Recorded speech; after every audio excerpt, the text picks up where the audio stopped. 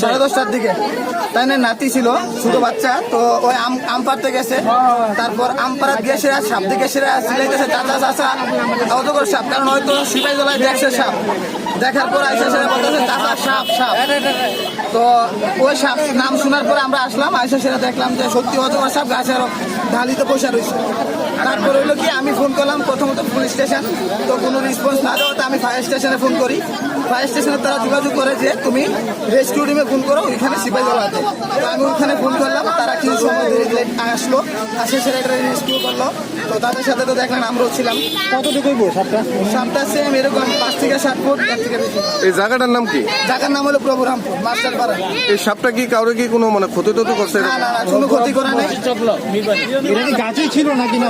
না না, এটা এতদিন তো গাছে ছিল না, কিন্তু এটা সকালবেলা হঠাৎ করে দেখা দিছে, তো যার কারণে হঠাৎ করে এখানে দেখা যাচ্ছে। এই এলাকা থেকে কি এই প্রথম উদ্ধার হইলো অজগর সাপ না?